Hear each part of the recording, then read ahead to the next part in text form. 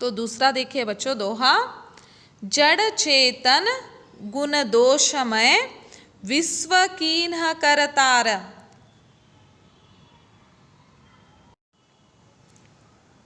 तो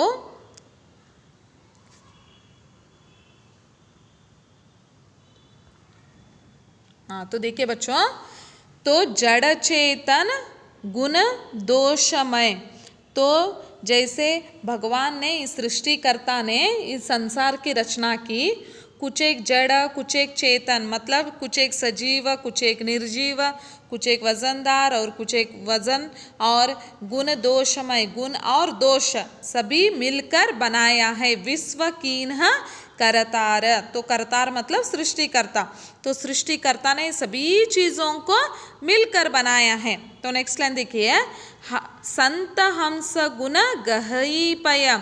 तो हंस पक्षी क्या करते हैं बच्चों? हाँ, संत हंस गुण गहई पय। तो यहाँ पर कवि बता रहे हैं, तो कवि कह रहे हैं, संत हंस गुण गहई पय परिहरि वारी विकार। तो पय मतलब दूध है बच्चों, और वारी यानी कि पानी है। तो हंस पक्षी क्या करता है, पानी और दूध को अगर मिलाकर उसे दिया जाता है, तो हंस पक्षी क्या करती है बच्चों? हाँ, वह क्या करती है हंस पक्षी?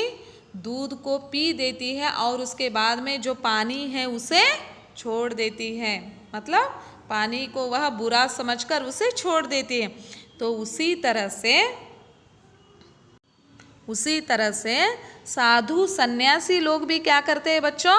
हाँ, उनके पास जो भी उन्हें मिलने के लिए आते हैं, वह अच्छे इंसान भी आते हैं, बुरे इंसान भी रहते हैं। नहीं, अच्छे इंसान में भी कुछ एक बुरे गुण रहते हैं, और बुरे इंसान में भी कुछ एक अच्छे गुण रहते हैं। उसके बावजूद वो सभी से मिलते हैं, लेकिन कभी भी वह बुराई को वह नहीं अपनाते, तो हमेशा दूसरों की अच्छाई को ही वह प्राप्त कर लेते हैं, हासिल कर देते हैं।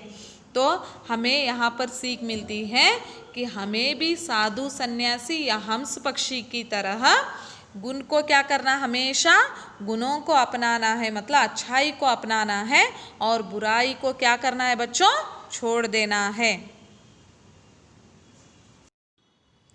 तीसरा दोहा देखिए बच्चों, प्रस्तुत दोहे में तुलसीदास ने स्पष्टतः बताया है कि दया धर्म का मूल है और अभिमान पाप का।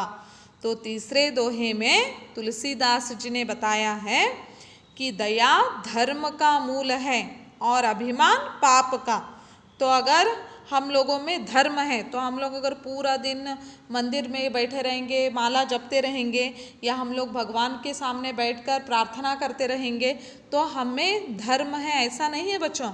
अगर हमें धर्म है ಅಂದರೆ ನಮ್ಮಲ್ಲಿ ಧರ್ಮ ಇದೆ ಅಂತ ಗೊತ್ತಾಗಬೇಕು ಅಂದರೆ ನಾವೇನು ಮಾಡಬೇಕು, ಬೇರೆಯವರ ಮೇಲೆ ದಯೆ ತೋರಿಸಬೇಕು। दया धर्म का मूल है और अभिमान पाप का। तो हम लोग पापी है कैसे पता चलता है बच्चों? हाँ, अगर हम लोग अभिमान से रह रहे हैं, गर्व अहंकार नಮ್ಮಲ್ಲಿ ಇತ್ತು ಅಂದರೆ ನಾವು पापीಗಳು ಅಂತ अर्थ।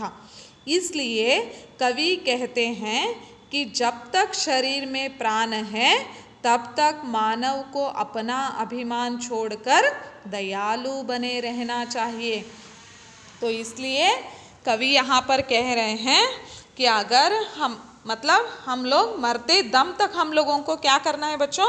हाँ, दूसरों पर दया दिखानी है और गर्व अहंकार और अभिमान को छोड़ देना है। नेक्स्ट दोहा देखिए बच्चों, दया धर्म का मूल है, पाप मूल अभिमान। तो दया किसका मूल है बच्चों? हाँ, धर्म का मूल है, और अभिमान पाप का मूल है। तो हमें क्या करना है बच्चों? धर्म है करके अगर दूसरों को दिखाना है, या हमें धर्म है, हमें मानना है, तो हमें क्या करना है? दूसरों पर हमेशा दया दिखानी है। दूसरों को ಅಂದರೆ ಈಗ ನಾವು ನಮ್ಮಲ್ಲಿ ಧರ್ಮ ಇದೆ ಅಂತ ತೋರಿಸ್ಬೇಕು ಅಂದರೆ ನಾವು ದಯೆ ತೋರಿಸ್ಬೇಕು। ಅಂದರೆ ದಯೆ ಯಾವುದರ ಮೂಲಕ ತೋರಿಸ್ಬೇಕು ಮಕ್ಕಳೇ? ಬೇರೆಯವರಿಗೆ ನಾವು ಸಹಾಯವನ್ನು ಮಾಡಬೇಕು, ಅಂದಾಗ ನಮ್ಮಲ್ಲಿ ದಯೆ ಅಥವಾ ಧರ್ಮ ಇದೆ ಅಂತ अर्थ। तो हमें क्या करना है बच्चों?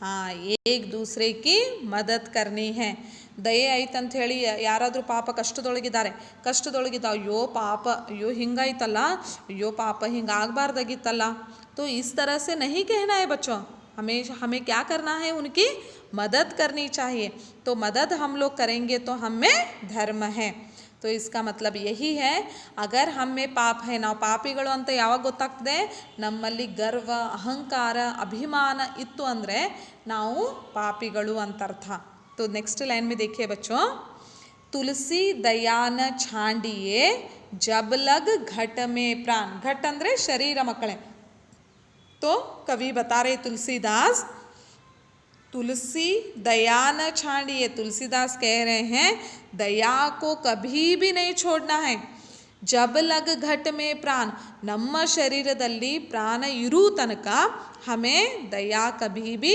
नहीं छोड़नी है तो हम कुछ एक बार सोचते हैं अगर कोई हमसे ಮದದ್ ಮಾಂಗ್ತಾ ಹೇ तो बहुत बार हम लोग सोचते कि ನಿನ್ನೆ ನಾನು ಅವನ ಕಡೆ ಹೆಲ್ಪ್ ಕೇಳಿದೆ ಅವ್ನು ನನಗೆ ಹೆಲ್ಪ್ ಮಾಡಲಿಲ್ಲ ಮತ್ತು ಇವತ್ತು ನನಗೆ ಹೆಲ್ಪ್ ಕೇಳ್ತಾ ಇದ್ದಾನೆ ಸಹಾಯ ಕೇಳ್ತಾ ಇದ್ದಾನೆ ನಾನೇಕೆ ಮಾಡಲಿ ಈ ಥರ ನಾವು ವಿಚಾರ ಮಾಡ್ತೀವಲ್ಲ ಮಕ್ಕಳೇ ಆದರೆ ಇಲ್ಲಿ ಕವಿ ಹೇಳ್ತಾ ಇದ್ದಾರೆ निस्वार्थ भावना से हमें क्या करना है बच्चों हाँ दूसरों पर दया दिखानी है मतलब दूसरों की मदद करनी चाहिए तो इससे क्या होगा बच्चों हमें धर्म है ऐसा हुआ